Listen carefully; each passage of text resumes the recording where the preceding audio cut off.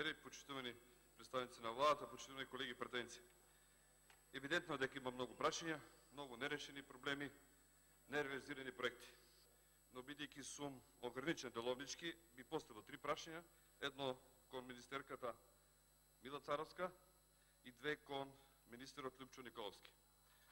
Почитувана министер, во овој период една тема многу ја вознемири македонската јавност. Сите, не би рекол жените или мажите, меѓутоа севкуп. Прашањето е, зошто се укинува додатокот за трето дете? Со ова мерка сакате да заштедите 15.000 евра од секоја родилка или што ви е идејата? Измените во законот за заштита на децата предвидуваат укинување на додатокот за трето дете, воведено во 2009 година, од владата на ВМРО-ДПМН. Предлог законот веќе е објавен на страната на Национален електронски регистар на прописи, следува негово разгледување на владина седница, по што треба да се даде на усвојување на собранието, ако е до тука некаде овој процес. Наместо додатокот, со законските измени се предвидува еднократна помош за секој родено дете. За прво дете, висината на еднократната парична помош предвидено е да изнесува 5.000 денари, за второ 20.000 денари, а за трето новороденче 60.000 денари. Според вашите информации од Министерството. Според досегашниот закон, секоја мајка која ќе роди трето дете добиваше 8.048 денари како додаток за трето дете во период од 10 години. Со ова мерка досега секоја родилка за трето новороденче во период од 10 години добиваше финансиски равноместо од околу 960.000 денари, а со новиот закон ќе зима еднократна помош од само 60.000 денари. Со што државата сака да заштеди или што е идејата, ја стварно не ја знам, 900.000 денари или некаде околу 15.000 евра по родилка. Сметаме дека ова е неправедно. Најмалку очекував од вас тоа да го направите, бидејќи идете од граѓанскиот сектор, каде што се грижите за се и се што во државата. Значи, знаете, се грижите за цвеќињата, за животните и така натаму. Очекувавме да се грижите повеќе и за мајките, и за луѓето, и да дадете некоја помош. Жал. Почитуван министер за земјоделство, шумарство и водостопанство, имам 2 прашања кон вас. Покрај оризот во Република Македонија овие 2 години имаме сериозни проблеми и со останатите земјоделски култури, имаме и со откупот и на јаболката, и на сливите, и на вишните. Меѓутоа, има еден момент тука што, бидејќи јас реков ограничено со 3 прашања, не би сакал да поставам повеќе прашања и само ќе ве молам, господине Джафери, секогаш кога зборувам, господинот Мисевски ми доаѓа и застанува тука да ве праша нешто. Ќе ве молам, дајте коригирате го веќе еднаш. Потпредседател на собрание и стварно веќе го претерав. Благодарам. И ќе ве молам, следниот пат кога ќе поставам прашање, да не се плеткате тука. Благодарам. Срамота. Ако сакате да дефокусирате, можете на друг начин, не на овој. Да продолжиме понатаму.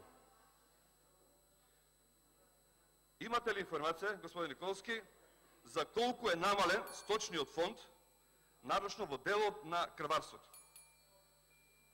И што превзема Министерството да го реши проблемот со намалување на сточниот фонд? Според мои неофицијални информации и контакти се работи за намалување на бројот на крави во Република Македонија за околу 60.000 грла.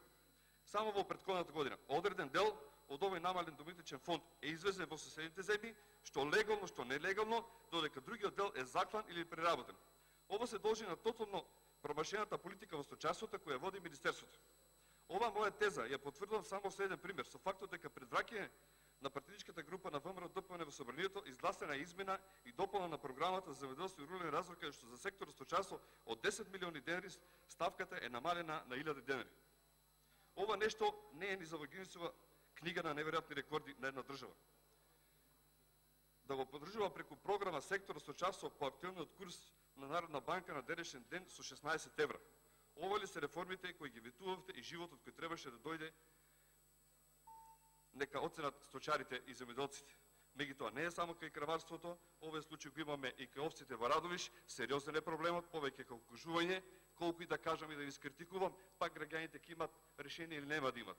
Тамо некаде е сериозно, со 50% е намален исто така сточниот фонд кај овците во делот во Радовишко. Уште едно прашање до вас, почитуван министер.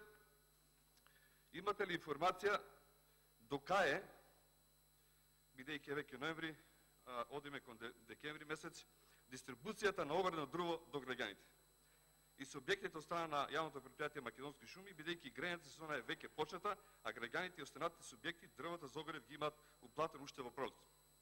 Според мој, исто така неофицијални информации и контакти, се работи на огромен недостаток на дрвна маса.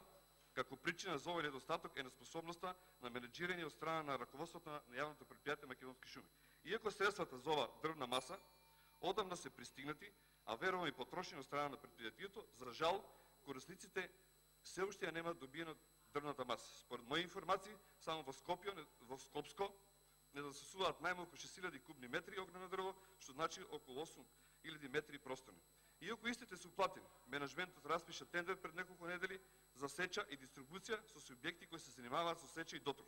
Што значи и да се оди според планот, ќе биде потребно најмалку месец, ако не и повеќе за дистрибуција. Сега сме ноември месец, така да мислам дека е сериозен проблем и доколку е точна оваа информација, многу граѓани денес ќе останат без огрено дрво и тоа ќе биде сериозен проблем. Ноември е, студено е времето и доколку има некои проблеми, јас ве замолувам сето ова укажување кон сите вас. Не е критика. Туку вие треба да ги решавате проблемите на луѓето, имаме сериозен проблем, не само во однос на огреното дрво, не само во краварството и на други. Уште еден проблем ќе ви посочам. Беше многу сушен период. Имате го предвид. Најдете начин, разговарате. Ако треба и заеднички ќе разговараме. Нека се отвори јавна дебата за таа работа. 3-4 месеци немаше врнежи. Останаа нивите неизорани. Има сериозен проблем. Луѓето нема да можат на наредната година да ги насеат нивите.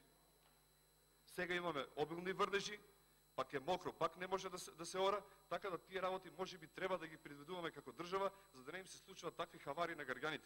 Бидејќи наредната година ние ќе имаме проблем и од што ќе живееме. Едноставно некои луѓе живеат само од земјоделство. Така да го укажувам ова како проблем, се случувало, тоа е и Божја работа, не сте вие криви, меѓутоа треба ние да го превенираме во едни заеднички проекти долгорочни, каде што на некој начин нема да дозволиме такви моменти да се случуваат и да го нарушуваат овој проблем. Благодарам и се надам дека ќе ми одговорите на моите прашања.